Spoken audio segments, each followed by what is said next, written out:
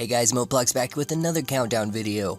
I think you guys will enjoy this one. You guys voted it the highest in the most recent poll, so I'm doing it. In this countdown video, we're going to be counting down the top 10 best money-making methods on old school RuneScape.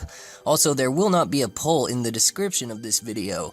I've decided to stop doing the poll every now and then, just so the next video might be a surprise for you guys once in a while, and so you guys can suggest whatever you want me to do in the next video too sometimes.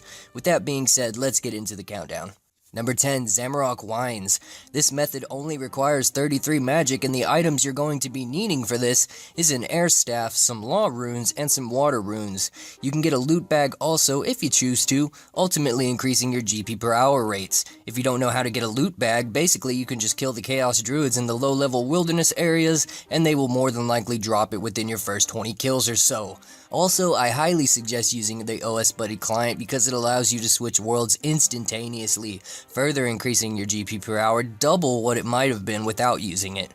Basically, it's pretty simple. You telegrab the wine and hop with the OS Buddy client and then grab the wine again and so on and so on.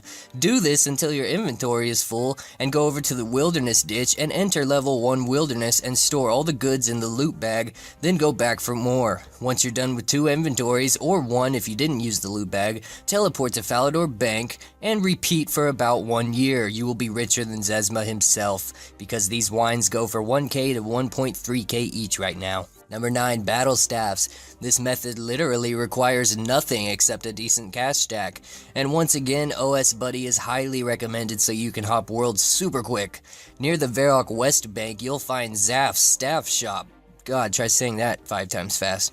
Anyway, he sells battle staffs for 7,000 coins each, but if you look on Zybez, battle staffs actually go for 8k plus right now. You could also buy some orbs and turn these battle staffs into fire, air, or water battle staffs and so on if your crafting level is high enough to do so, also making you even more profit over time. Number 8, Aviancies. Located in the God Wars dungeons as well as the Wilderness Cave in level 30 Wildy, Aviancies can range from level 69 combat all the way up to level 131. Most people prefer killing these things in the Wilderness Caves because of the common drop of 4 noted Addy bars, whereas if you wanted to kill them in the regular God Wars dungeon, they would only drop at unnoted Addy bars instead.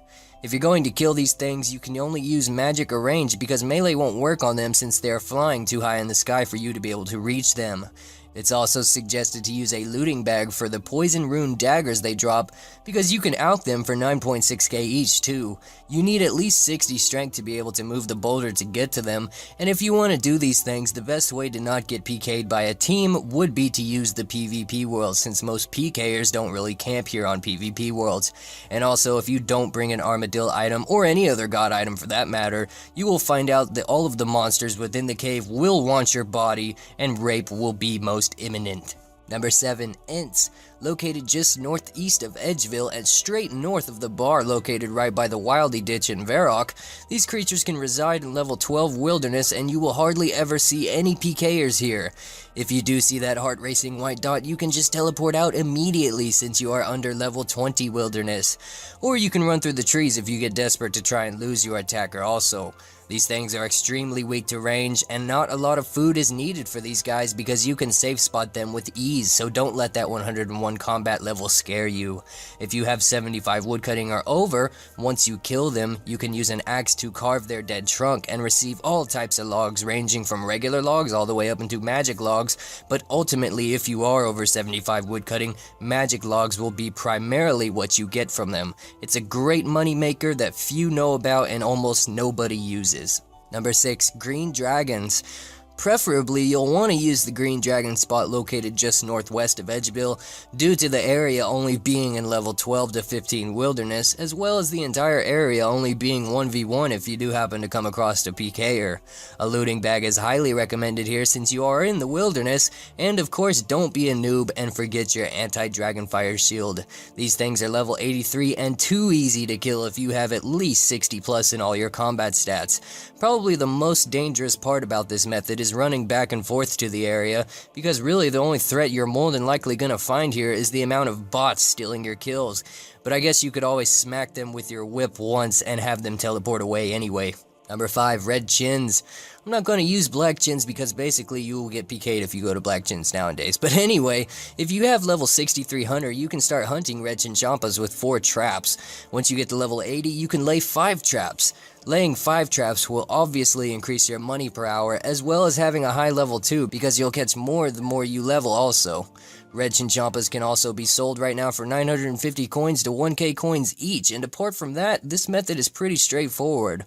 There's a lot of focus and clicking needed, but this is one method that will seriously make you a lot of bank if you are absolutely bored and have nothing better to do in RuneScape and want to earn some fast cash money dollars for that wooden shield. Number 4, teleporting tabs. It's recommended that you have at least 25 magic and 40 construction for this method to be able to make Varrock tabs, which I believe they sell for the highest right now, as well as hiring your own personal slave, I mean butler, because he can unnote items for you. Also, I should mention, to actually be able to have the butler, you need a house with a bedroom in it, with a bed in it also for him.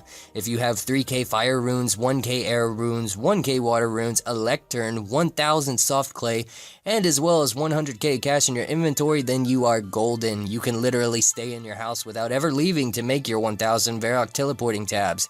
Making 500 usually takes you around 40 minutes, so basically you will maybe make 700 to 800k in an hour and 20 minutes if you focus on mastering this method.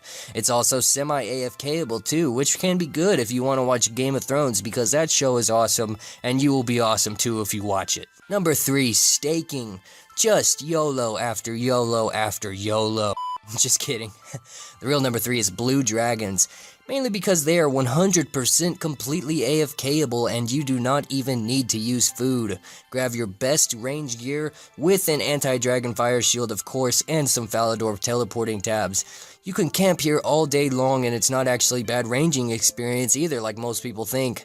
I actually love the blue dragons because it's a really relaxing way to play the game, knowing you're becoming more badass in range because you barely have to look at the screen. And also if you have 70 plus agility, getting here is quite easy as that pipe does come in handy. They occasionally drop rune daggers and I recommend picking those up too. More often than not, you will also find some bots here. They usually don't pick up their dragon hides either, only just the bones, so there's free loot usually here too from time to time because of poorly scripted bots. Don't let that level 111 combat scare you either, because these guys are just giant blue noobs. Number 2, rune crafting nature runes. Only requiring level 44, this has got to be one of the best money-making methods in the game if you have the patience for it, and don't mind focusing on the game, although over time it can become easy to learn how to AFK this method.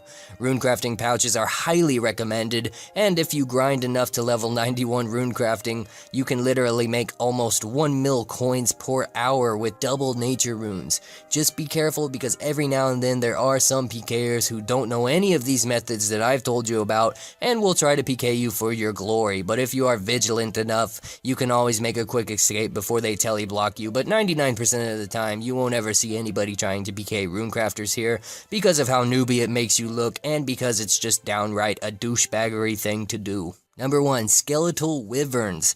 Be prepared to use a DFS, elemental shield, or a mind shield if you plan on using this method. Otherwise, these scary things will hit you for a 40 almost every single time.